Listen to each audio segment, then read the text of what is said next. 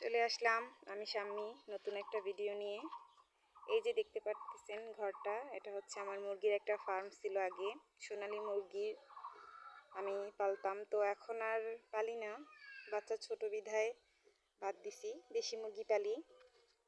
চলুন আজকে আপনাদেরকে দেখাবো খোপের ভিতরটা কীরকম, মুরগির ফার্মের ভিতরটা কীরকম। এই যে দেখুন, আজকে সকালে খাবার দিছিলাম হাঁস মুরগি ওদের। এখানে আছে কুড়া, ভাত, ভাতের মাড়, আর আছে ফিট খাবার, সব কিছু মিক্স করে একসাথে দিছিলাম। দেখবেন সবাইকে ডাক দিলেই চলে আসবে ওরা।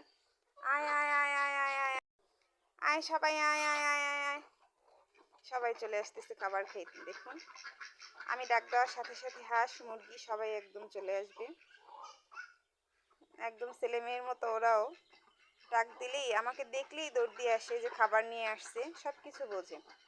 চলুন যাওয়া যাক মুরগির খোপে। এই যে দেখুন, এটা হচ্ছে আমাদের গ্রামের ভাষায় বলে আফরা। মুরগির বাচ্চা যখন রোদ্রে, শীতের দিনে রোদ্রে তাপ দিতে হয়, একটু রাখতে হয়, তখন খোলামেলা রাখলে তো বাচ্চা নিয়ে যায়, গুইল আছে বড় বড় গুই সাপ, আর তারপরেও বাচ্চা চিলে নিয়ে যায়। এজন্য এটা দিয়ে ঢেকে রাখি, পানি খাবার দিয়ে উঠানে রাখি। এটাকে বলে আফরা আমাদের গ্রামের ভাষায়। চলুন, এই যে দেখতেছেন একটা খাঁচার মতো, এটাও কিন্তু একটা খোপ।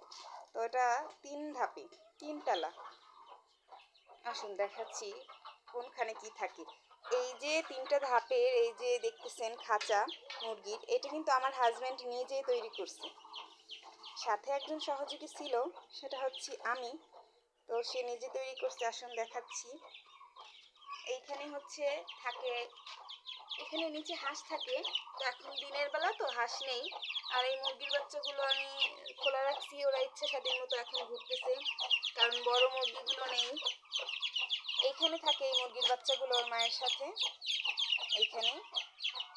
আর দেখাচ্ছি তার পাশের দোতলায়, এইখানে হচ্ছে মুরগিরা ডিম পাড়ে। তো ডিম পাড়ে আর রাত্রেবেলা থাকে ওরা। এখন তো সবাই গেছে। ওই যে দেখুন একটা ডিম পাড়ছেও। তো মুরগিতে দেশি মুরগি এখানে ডিম পাড়ে, আর এইটাই ওদের খাবার দেই। এই যে একজন উমে বসা আছে, 14টা ডিম নিয়ে বসছে, তো উনি বসা আছে। আর এই তো গেল নিচতলা, হাঁস থাকে দোতলায়, এই দুইটাতে একটা মুরগির বাচ্চা আর একটা মুরগিরা থাকে। আর উপরে এই পাটটাতে হচ্ছে কবুতরের জন্য। তো আমি এখন, আমার বাচ্চাটা বেবিটা অনেক ছোট, এই জন্য ওর বাবা তো আর বাড়িতে থাকে না, আমার একার পক্ষে আসলে সম্ভব না, একটু ঝামেলা হয়ে যায়। এই জন্য চাইতেছি বেবিটা একটু বড় হোক, তারপর থেকে চেষ্টা করব। তো ইনশাল্লাহ কোরবানির পর থেকেই একদম আমার এই খাঁচা ভরপুর থাকবে।